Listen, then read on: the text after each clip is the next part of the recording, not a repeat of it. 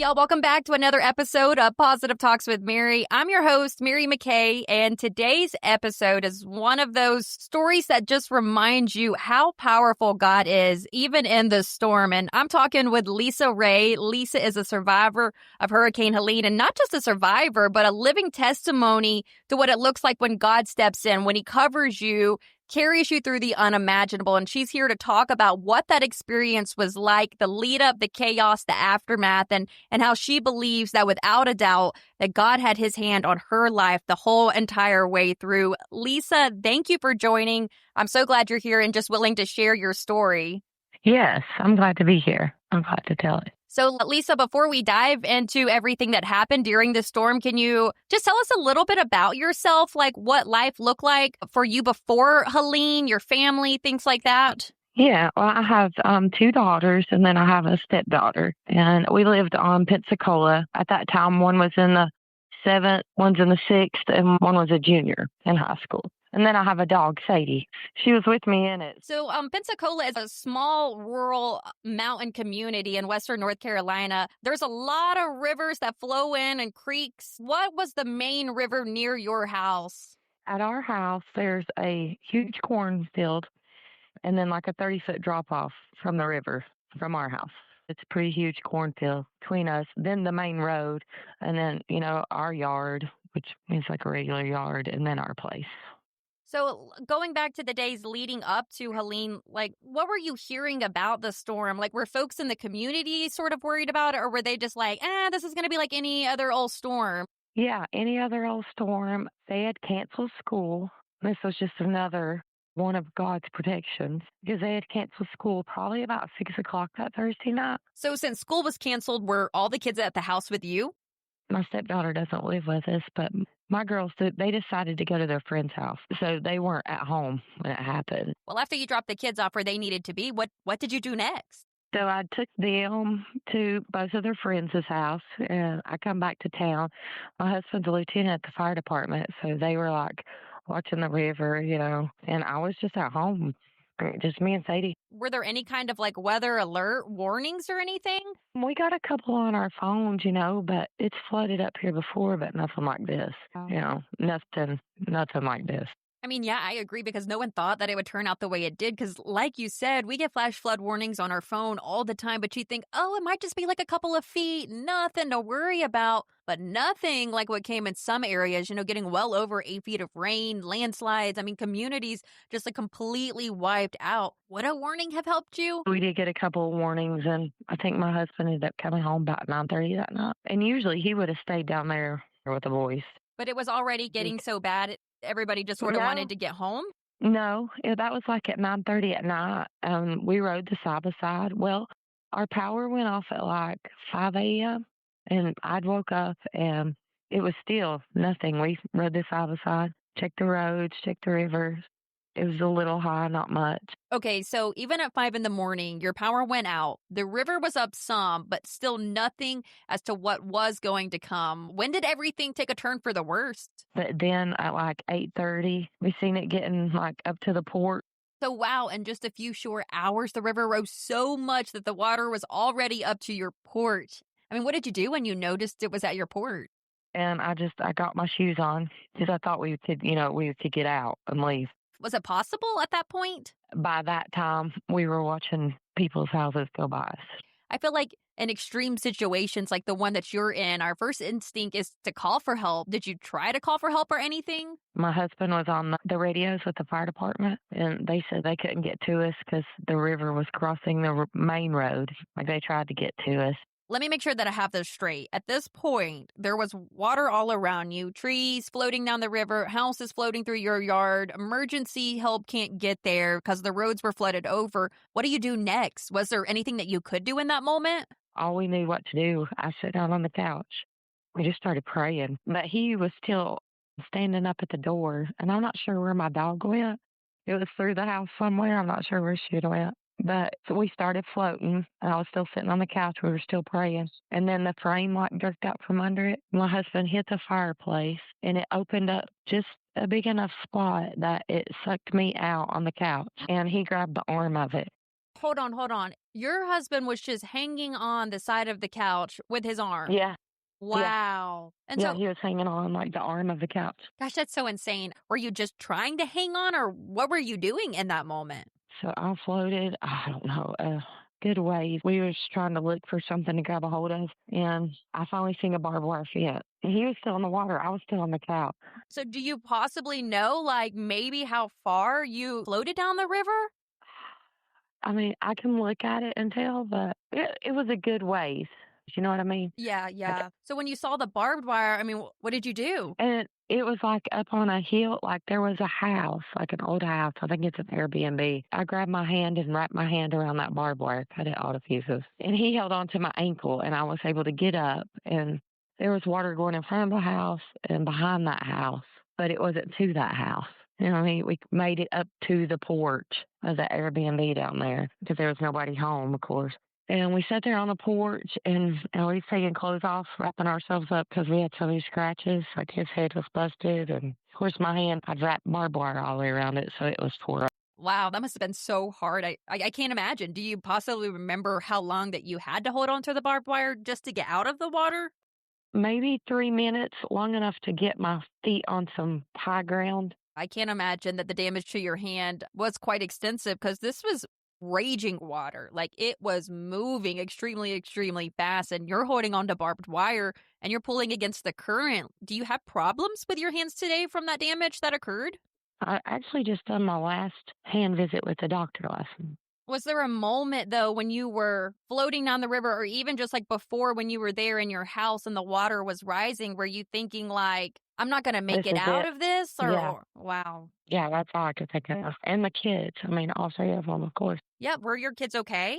Yeah, like they had went to a friend's house and they were both up on hills in South Tub. Wow. So they were good. Just a couple of trees down. I feel like he watched over our kids. Yeah, he definitely did have his hands on your kids. But Lisa, let's go back for just a second. You mentioned a moment ago that your hand was really damaged and really messed up from the barbed wire. But what about your husband? He was just really scratched up, right? Or what was going on with him? Yeah, when we started floating, like he was standing on the radio, like I said, with the fire department because he's a lieutenant. They have those walkie-talkies or whatever, and it like flung him across, and he busted his head on my fireplace. Oh, wow. Lisa, when all of this was happening, was this just sort of like the beginning of the storm, or was there still so much more to come?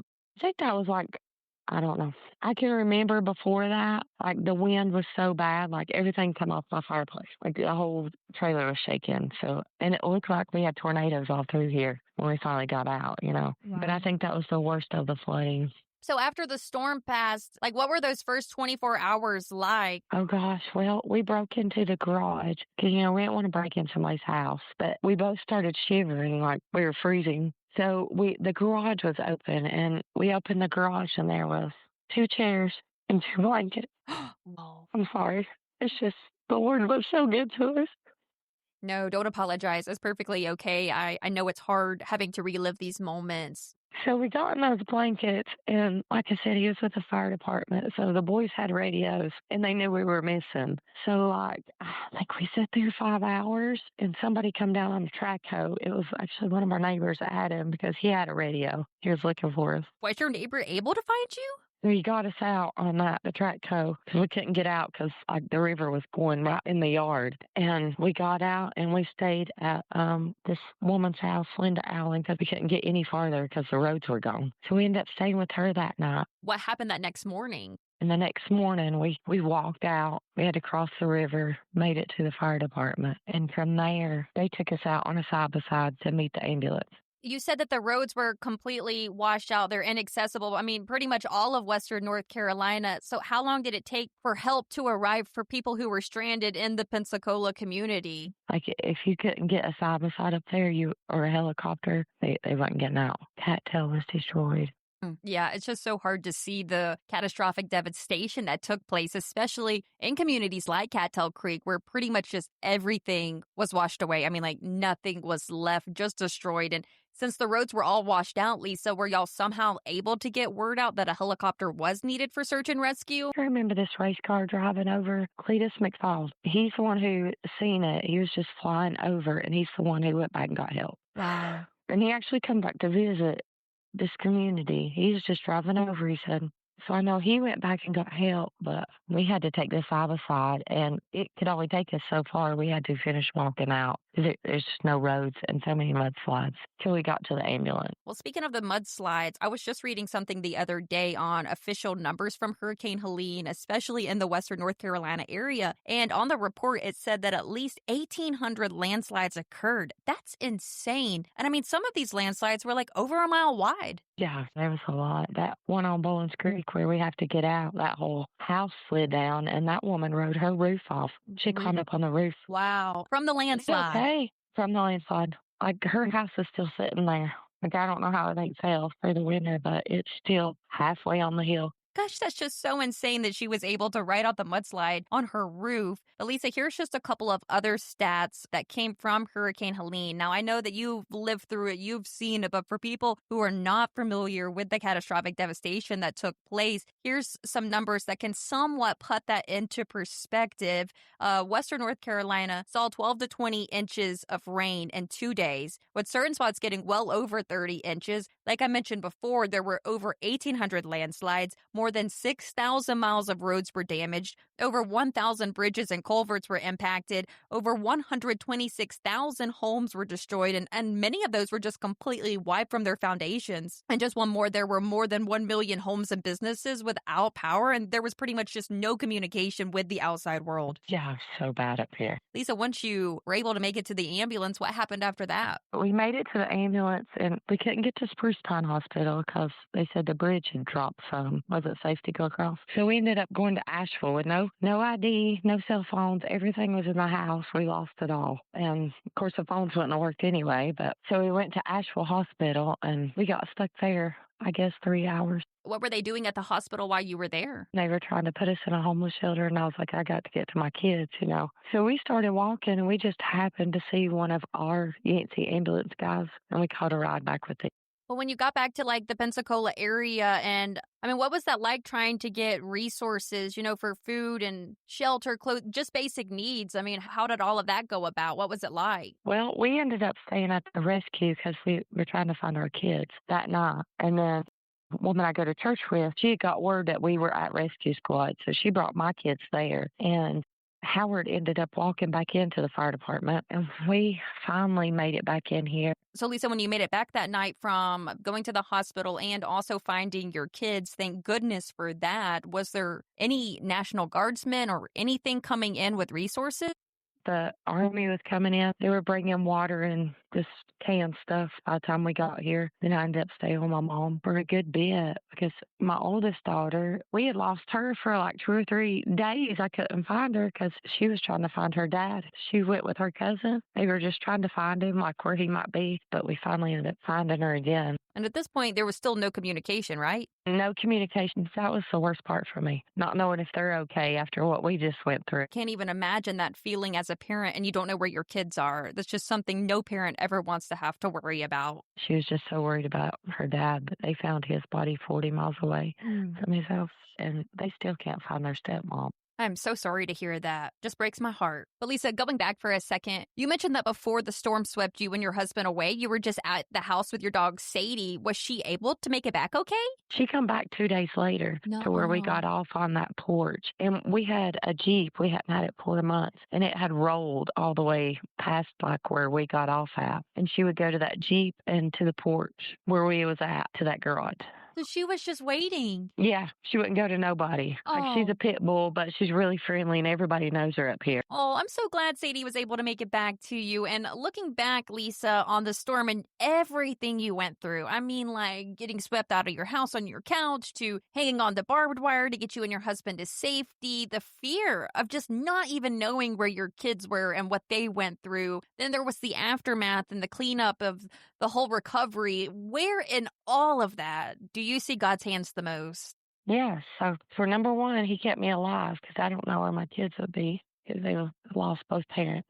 But the Lord has been good to us, and we only spent 19 days with my mom, and our church got us in an Airbnb, fully furnished, and I worried the whole time what we were going to wear, but we ain't had to worry about that. Not one time did we not have clean clothes to put on. He took care of it. Yeah, God always provides a way, even when there doesn't seem to be a way. And Lisa, I hear that you recently just moved into your new home. Yeah, we were able to purchase land back up here on Pensacola, and we're way farther back and a little higher up, and Samaritan Purse has helped us so much. That just reminds me in the Bible of Isaiah 43 when it's talking about when you pass through the waters, I will be with you. And Lisa, you live that. I mean, he brought you through the storm. And, there's so many people out there who are going through storms in their own just personal lives. They're facing some trials and, they don't know what's going to come next. And I just think it's a great reminder that no matter what you go through, no matter what storm it is, God is always going to see you through that. He's still in control, even when everything around us is in chaos. Yeah, Lord has just helped us so much. Amen to that. I'm sure that you've heard and seen all of the flooding that recently happened in Texas over the 4th of July weekend. They're going through some of the same things you're going through, chaos, not knowing what's going to happen next. They're stranded. I wanted to go help those people so bad. I was like, why does it have to be so far away? I know, honestly. And what's going through your mind thinking about the folks in Texas and what they're going through? So similar to your situation. I couldn't imagine what those parents are going through at that camp. I couldn't even imagine. I feel so bad for those kids because I know they were probably so scared. I know, and they were going to have such a fun time, and nobody thinks something so terrible could happen. No, like we did. And we was like, yeah, I ain't going to do that. A couple alerts went off on our phone, but that was it. Who would have thought a hurricane would be hitting the mountains like that so far inland? I know. I've never seen nothing like that. I hope we never do, but I've never seen nothing like that. I mean, I don't think anybody has seen anything like that. They were describing it as 100-year flood. Even in the midst of everything that has happened to you and your family, he has still provided a way and provided for your needs. Oh, yeah, more than what we lost. We haven't needed or wanted for anything like clothes or food during it all. Of course, my human nature was freaking out. Like, what my kid's going to wear? I don't really care what I wear, but what are they going to wear? People were so good to us from all over, though. Yeah, Lisa, that is a really good point. And I told you a little bit before that I was able to go to the Pensacola area with my family, and we helped serve food to people there, who were just in need and didn't have anywhere to go or anything. But I just thought it was so amazing. I mean, seriously, to see people from all over who were helping out with organizations, and then people who just showed up because they had seen what had happened on TV and it just broke their heart, and they just wanted to do anything they could to help. And even in the midst of so much destruction and chaos and tragedy, there was still so much good that came out of it. And it honestly blessed me as a person, and I think even restored my faith in humanity that so many people were willing to step up and help in any way that they could. It's a very humbling experience. And it just made me think the whole time, look at God working through all of this. Yeah, there was a lot of donations. We were taken care of even through the winter months, and he's got us back in a home. So are there still things that need to be done, not only in your life, but like in your community to help rebuild? Well, I think they're still trying to rebuild Cattail, not far on up past where we live. It's still gravel up through there. They haven't paved it. But as far as the roads, and I know a couple of people are still trying to get back in their homes. But I think the worst part is if another one comes and more mudslides is what people worry about the most here. So let me ask you this. If somebody is dealing with their own battles in life, their own storms in life, and maybe not even like a physical storm, but just something heavy that they're going through, like what would you say to them right now? What kind of advice would you give them? I would lean on the Lord and trust in Him and find Him, because He will never let you down. Keep praying and trusting in Him. Faith. I know it's helped my faith life a lot. I guess we all worry sometimes. It's only human nature. But I've learned not to worry, and He'll take care of it. Absolutely, he will, because when there doesn't seem like a way to us, he is behind the scenes making a way, opening and closing the doors. And that's what's amazing, that God gives you a peace that like surpasses everything, even in the most craziest situations like yours, Lisa. Yeah, that's what I would tell. Trust in the Lord. I mean, He's the best friend that we got. The Lord has reminded me so much that, He's my best friend, because I lost my best friend since I was 18 with a storm. And she was a major out of Madison County Sheriff's Department. She was trying to get to work and she didn't make it. But you always have that one friend you talk to like a bunch of times a day, even if it's a text. And I know I'll see her again. That's the hope that we have, that we'll get to see them one day, that we'll be reunited again. But at the same time, it still does hurt your heart, of course. Right, it does. But every time I start to think about it, it's like He's right here and everything's okay. And do you ever feel like you were called to tell this story for a reason? Yeah, I do. I hope it helps people. I hope it brings them to the Lord. She's all that matters at the end of the day anyway. I agree with you, Lisa. And I think that your story is just honestly so powerful. And it just touched my heart. Like, I couldn't imagine what you went through and the strength and everything. And just shows God's hand was just on this whole entire situation. He never took his hand off. Yeah, absolutely. I believe he opened up just a big enough spot that it sucked me and Howard out on the couch and had 2 chairs and 2 blankets waiting on us. That's all it was in that garage. I'm so thankful that the Lord kept me alive. 'Cause honestly, I don't know where my kids would have been. He made sure they was taken care of that night. Right? And that's the thing that only God can do, protect you and cover your kids at the same time. That's powerful. Yeah, absolutely. Because he will never let you down. Keep praying and trusting in him. Amen to that. I think this is a good place to wrap up. But Lisa, I just wanted to say thank you so much for coming on and sharing your story. It's so powerful. And I know that it's going to bless someone because your story honestly reminds me of a real life modern day example of Psalm 91. You weren't just lucky to make it out. It was God's protection. I mean, he sent his angels to guard and protect you and your kids. That right there is living proof that God is still in the miracle business, that he still shows up in storms and he still makes a way when there doesn't even seem to be a way. So again, Lisa, thank you for coming on and sharing your story. I really, really do appreciate it. All right. Well, thank you for letting me tell it. And thank y'all for listening. If this video has encouraged you, share it with somebody. You never know how it might encourage them. Also, if you have a story to share, comment below and tell us your story on how God has been working in your life. Who knows? Your story could be next. I'll see you back here soon on Positive Talks with Mary.